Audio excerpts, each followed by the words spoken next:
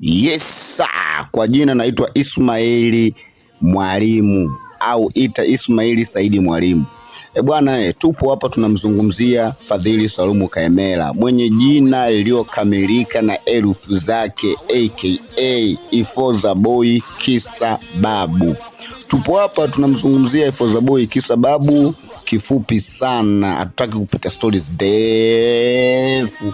Bwana, huyo unaomuona kwenye kioo chako au kwenye simu yako, huyo ndio Ifoza Boy Kisa Babu.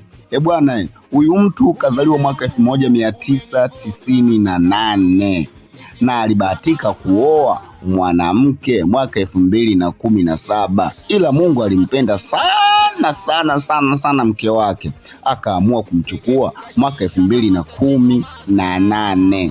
Bwana, inauma, fiwa vyote usifiwe na mke.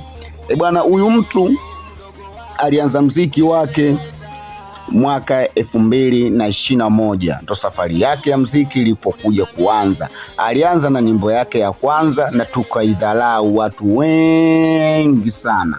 Nyimbo ya kwanza ilianza na moyo wangu tulia, ndipo hapo akapata mashabiki wawili watatu na kumtia moyo Ifoza Boy Kisa Babu, komaa baba, komaa baba, komaa. Kiukweli akakomaa, dakika za mwisho akaingia tena studio akatuachia Binadamu Wabaya. Bwana, hii ngoma Binadamu Wabaya iliiti sana kwa sababu aliimba na msanii mmoja anaitwa Black Zilla aliimba naye.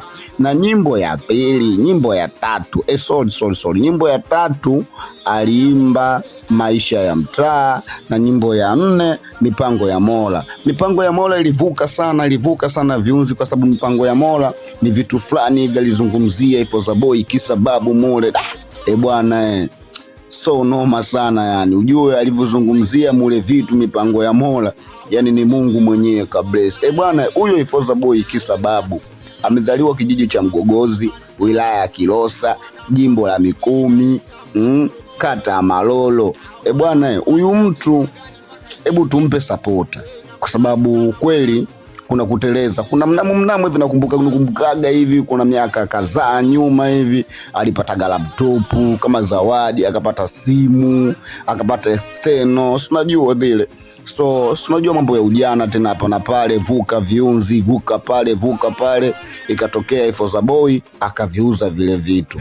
Ila ye mwenyewe anasema kuwa akija kupata bahati kama hiyo hatorudia tena kufanya huo ufala. Na pia